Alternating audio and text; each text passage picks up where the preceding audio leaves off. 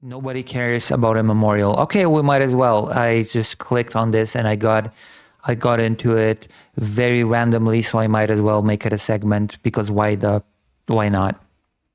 I'm not gonna swear. So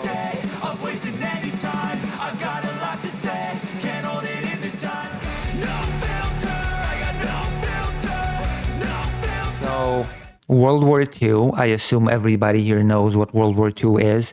I assume that everybody here is familiar with the atrocities that the Nazi regime has committed all over the world, really, but especially in Eastern Europe. There's a reason why Timothy Snyder, the famous historian, has called these lands between Germany and Russia, Russia, basically, the Bloodlands.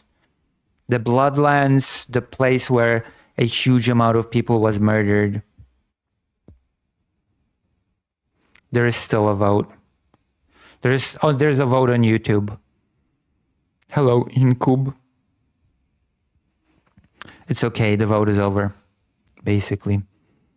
So yeah, we all know about the history of Eastern Europe. I hope you're my viewers, so I assume you're all history nerds, so you all know what went down, the Holocaust, or even before the Holocaust. You all know about the repressions against people in the Soviet Union. You all know about the Holodomor. You all know about the special NKVD operation in which approximately 200,000 Polish people died. All these things that happened in the Bloodlands in the context of Eastern Europe. But we're not really focusing on the USSR today. We're focusing on Nazi Germany and the atrocities that it committed.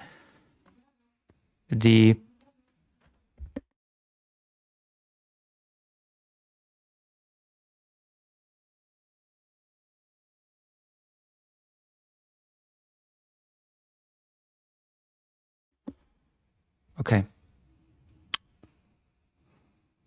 So we all know about the atrocities that Nazi Germany committed, the Holocaust, killing en masse of Slavic people because Slavic people were seen as subhuman. They were seen as people that work for Germans, as Germany would enact its Lebensraum plan, Lebensraum meaning living space, because it was an obsession of Hitler's that Germans did not have enough living space and they needed to expand to the east. They needed to take advantage of the breadbasket of Europe and the world by extension. They just needed that land to settle. They needed that land to settle the Übermensch, the superior man. And that resulted in several atrocities committed against, among other people's Polish people. And after the war, after Nazi Germany was defeated, the topic of reparations became, of course, was at the forefront of everybody involved, the Marshall Plan and the reparations.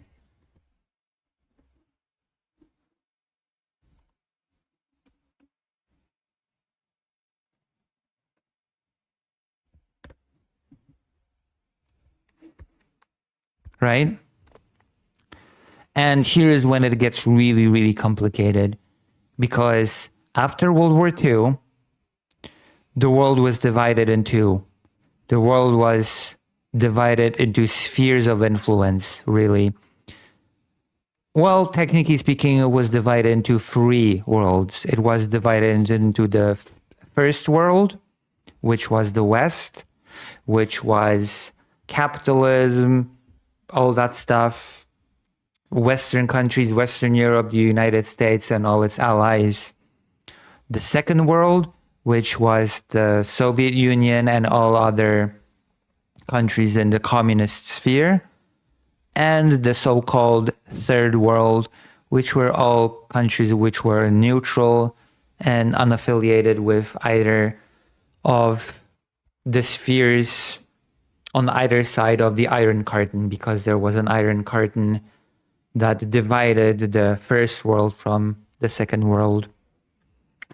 So that is the context that we are working with here.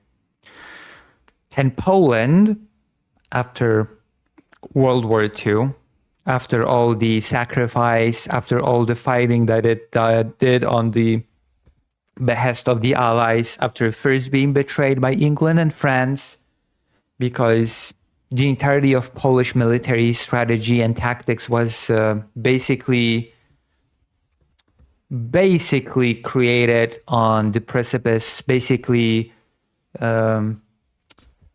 the entirety of the tactics in 1939 by Polish troops was devised with England and France entering at some point and supporting Poland militarily very early in the war, which is why the Polish strategy was to create a thin line and slowly retreat to buy England and France some time to be able to enter and together fight against Germany and hopefully win.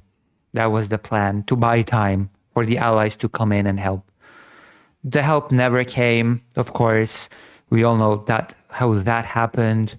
Nobody came to help. Poland was crushed like a grape. And of course, instead of Poland receiving help from allies, it was Germany, in fact, that received help from its secret allies via the Ribbentrop-Molotov Pact. So the USSR entered from the east, and together they divided Poland in two. And from then on, Polish troops fought on, even though Poland was all but defeated, Poland was all but crushed. Poland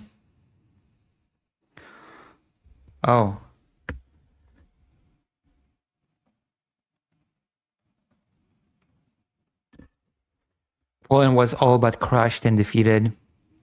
And Polish troops kept fighting still, even though Poland was betrayed by its allies. I think it's fair to use that term.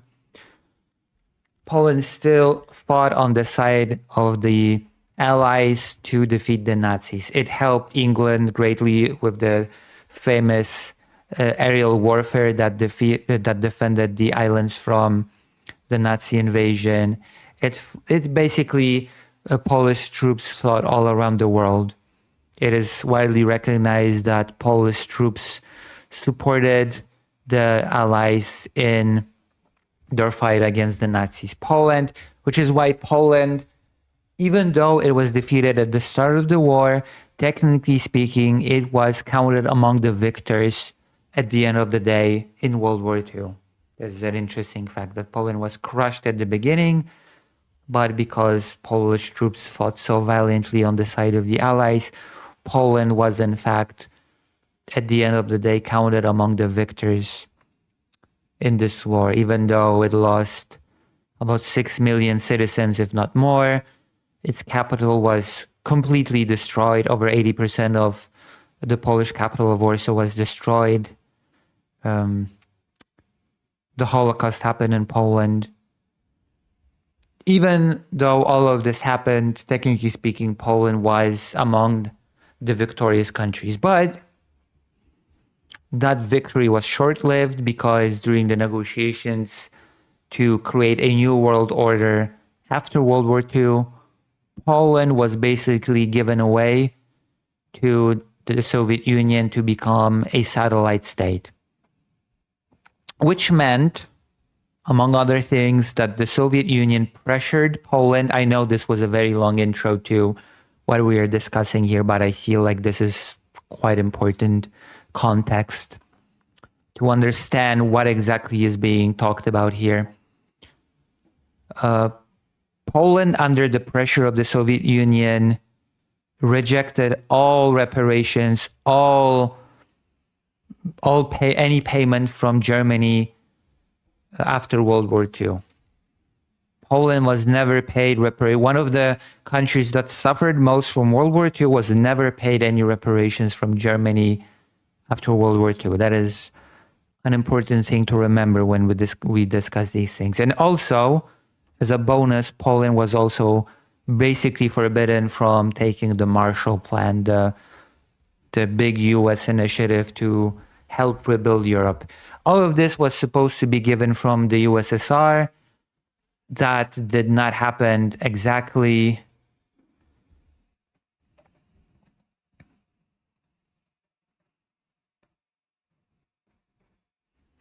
That did not happen exactly. And Poland was basically just left screwed over by everybody involved.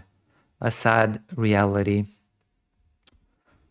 And there has been a lot of push by the far right party, Law and Justice, to get those reparations. The reparations from Germany is a very big sticking point between Poland and Germany. Germany says basically that the topic is settled, that Poland rejected those back in the day, that there is nothing to talk about anymore. Poland, to varying degrees. For example, the Law and Justice government insists that Germany should pay reparations in full. We're talking, I think, over $1 trillion or something like that. A lot of money. I don't remember the exact number at the top of my head, but it's a big number. While the current ruling coalition is pushing for something less, but even the current government is still pushing for a form of reparation. And the form of reparation that the current government is pushing is compensation to the direct victims of Nazi Germany. That people that still live and were the victims of Nazi Germany should be paid compensation.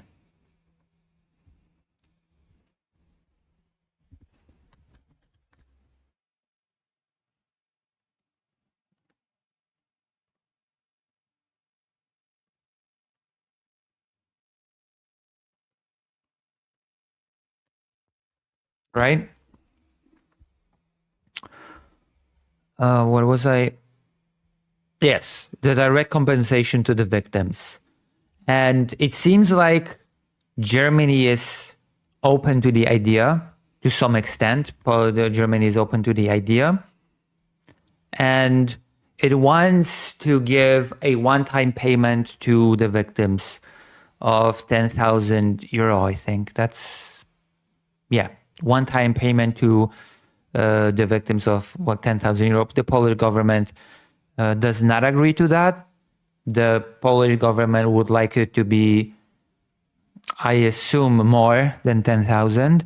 And more importantly, it does not want it to be a one-time payment. It wants it to be a regular monthly or yearly payment. That is the biggest thing that these governments do not seem to be able to agree upon.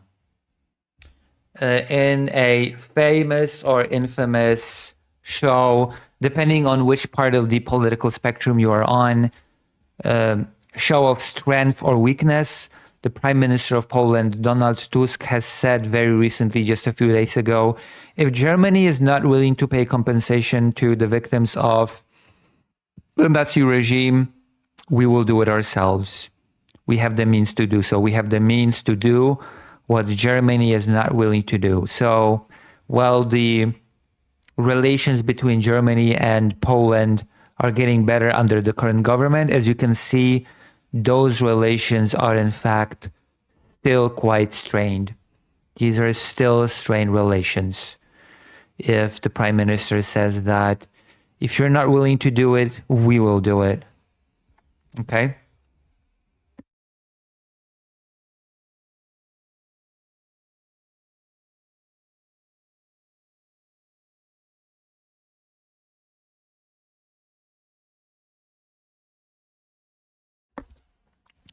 So this brings me to this article, this is the big picture context. If you feel like I've not been giving you enough context in the past, then this whole ramble was just context to the article.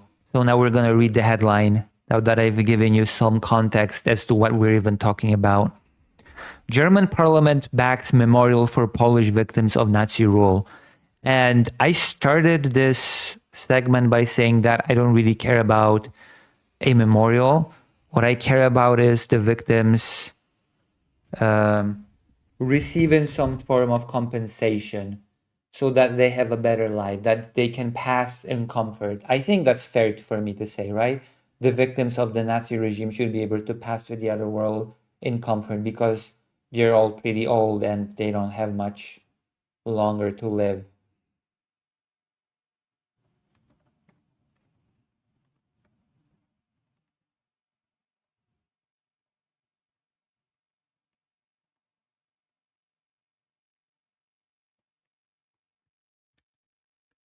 right?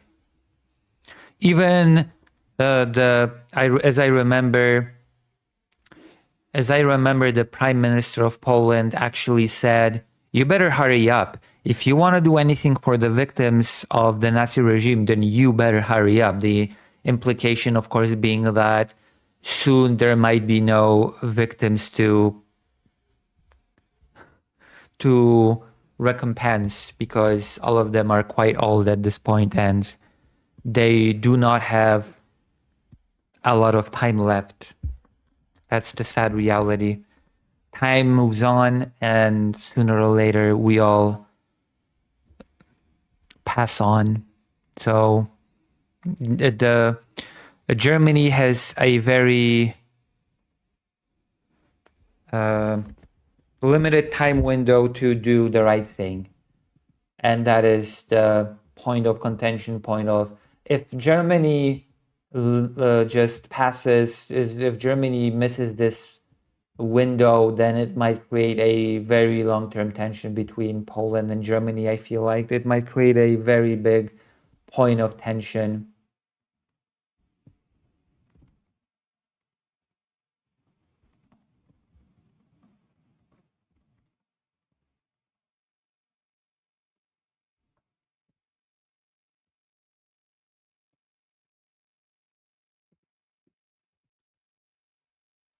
right?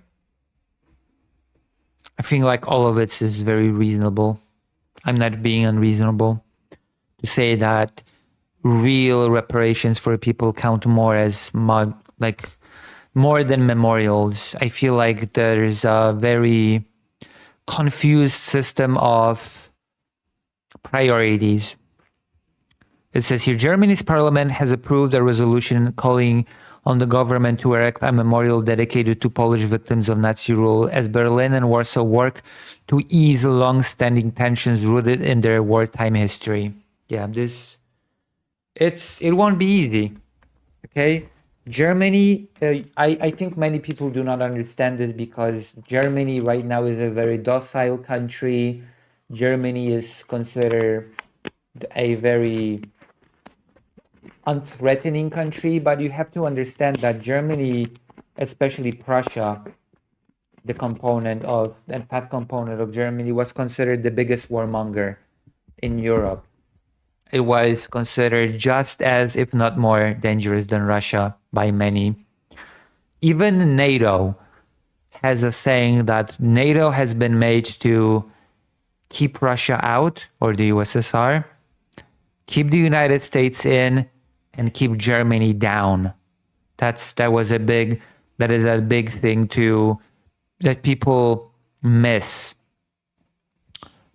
A lot of people say that NATO was established to fight against the USSR if need be, but there's also one other big purpose for which NATO was created, and that was to stop Germany from raising again as a militaristic force that would threaten Europe and the world. That was one of the also big reasons. That is not being discussed as much anymore because nowadays Germany is not being necessarily seen as that threat that it has been in the past.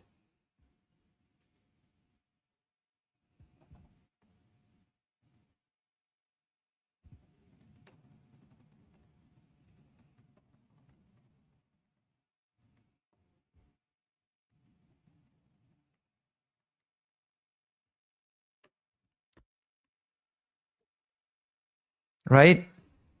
People really underestimate how much of a danger Germany used to be considered as. Conrad says the reparation issue was sadly resolved years ago when we were still a satellite state of USSR, at least in the eyes of the... Yes, and I have mentioned that. I have mentioned that some time ago. I will repeat it now. The USSR has forced Poland basically to reject both the reparations from Germany and the Marshall Plan.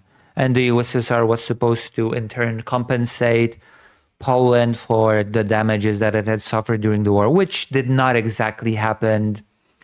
That did not exactly happen as as the USSR promised, but that's neither here nor there. That's not exactly the topic of our conversation today.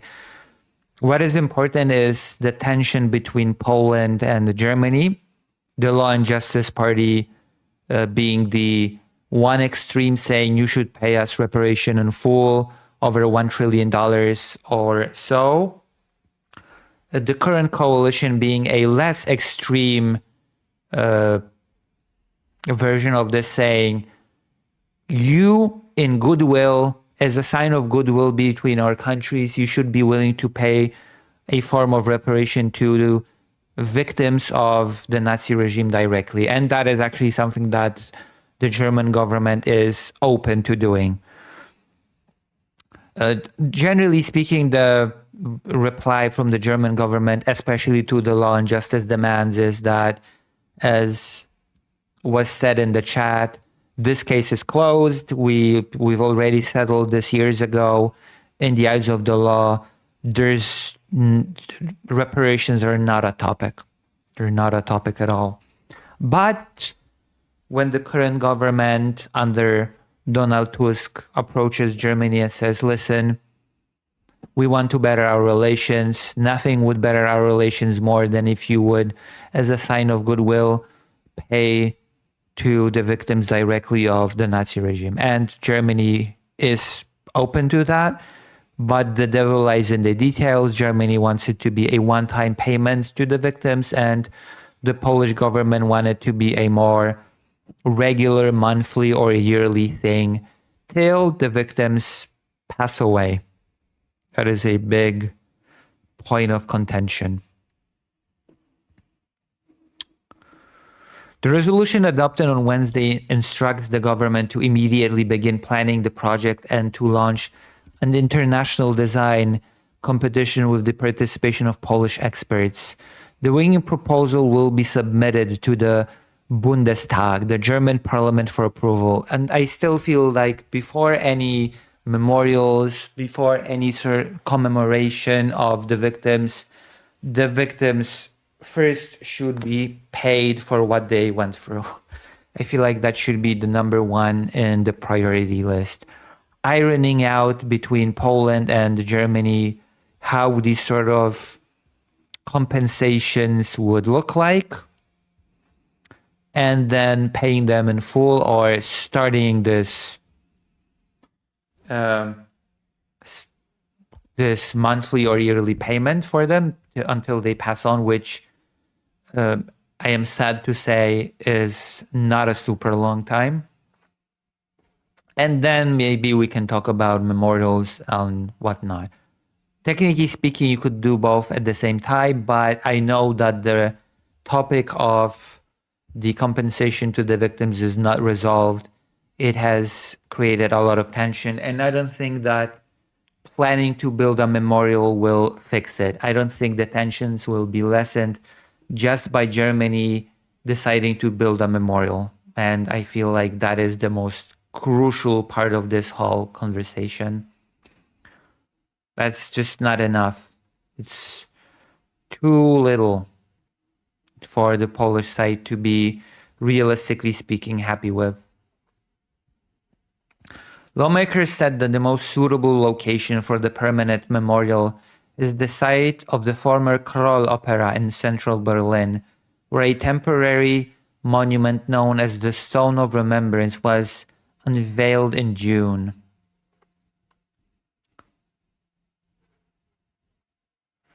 There we go. The resolution was backed by MPs from the center-right CSU bloc and the center-left Social Democrats, both part of the ruling coalition, as well as by lawmakers from the Greens and the left.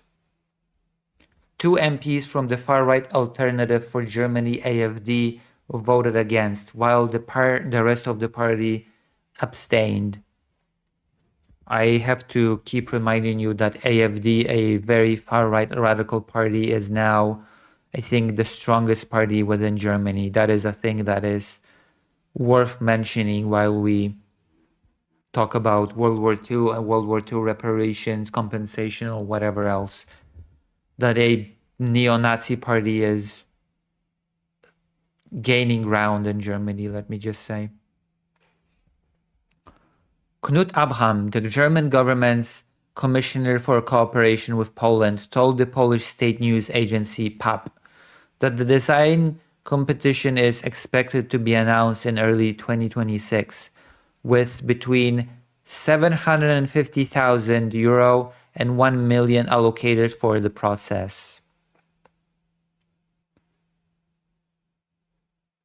And this article also mentions the important topic of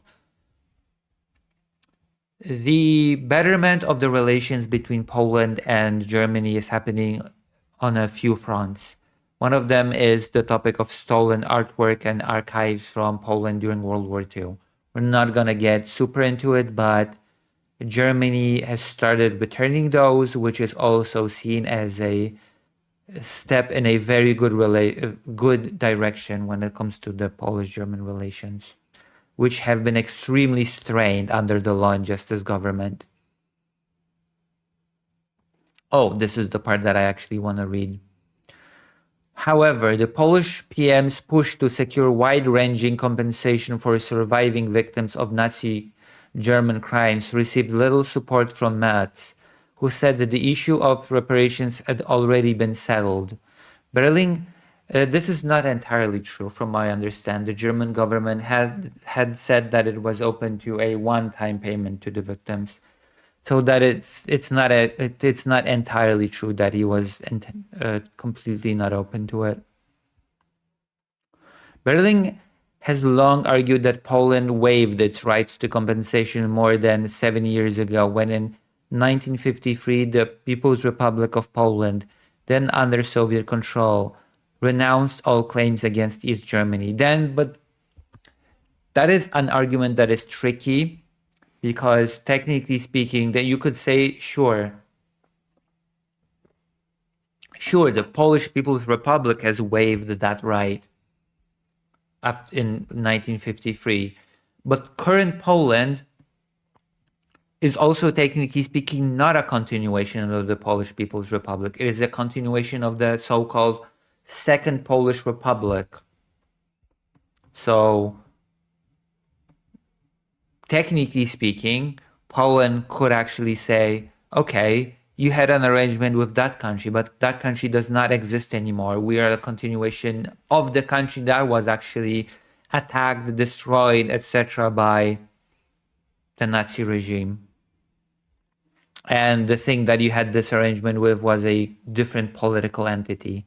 And all the arrangements that you had with that political entity are not really a thing anymore. Although I suspect that this sort of argumentation would not really fly, but if somebody wanted to make it, then I think technically speaking they could try.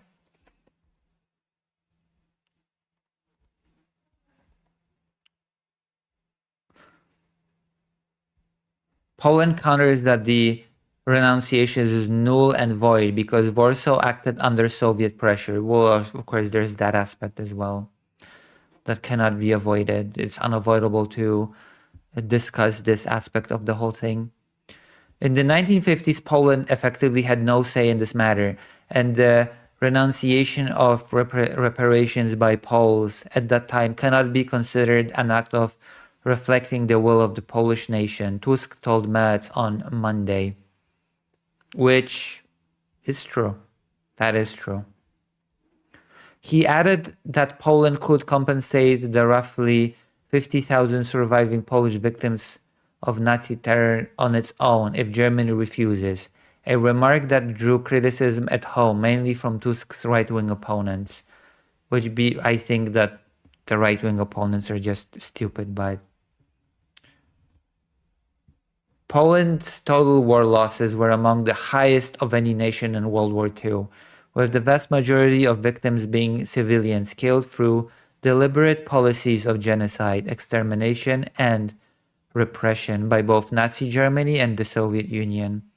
While Germany has made various compensation payments over the years, Warsaw maintains that a humanitarian gesture towards surviving victims is essential for full reconciliation between the two countries. I honestly don't know where this will go. I honestly do not know if this topic will be able to reach a favorable conclusion. I certainly hope so.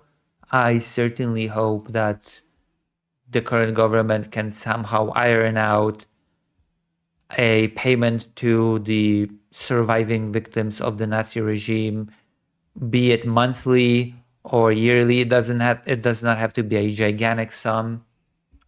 Something that both parties can agree to and give the victims some dignity and allow them to pass to the other world in comfort, I suppose. I'm not sure if I have great hopes for this, because if I have learned anything recently, it's that everybody might know what the best course of action is, what the correct thing would be to do, because that would definitely not put a dent on Germany's budget, and it would go a long way to repair relations that have been damaged over the recent years between Germany and Poland. But I'm not sure if I have faith that the political will is there on both sides to reach such an agreement. I am very bitter on these things. So while I will, of course, keep observing the situation, I will definitely keep looking into the matter. And if anything changes, I will inform you. Right now, it feels like we're at an impasse once again. Time is ticking, quite literally in this case. The victims of the Nazi regime do not have long to live. And once that time window passes, it will become a long-term or even permanent stain on the relations between Poland and Germany, which I certainly hope will not happen. But unfortunately, what I wish very often does not translate into what is. What should be does not translate into what is. Very sad, but we'll see. Any questions? Do you feel like I've exhausted this topic sufficiently? Do you feel like you've learned anything new or old? Any thoughts? We've jumped into this quite spontaneously. I just saw this article randomly and I thought, hey, let's talk about it.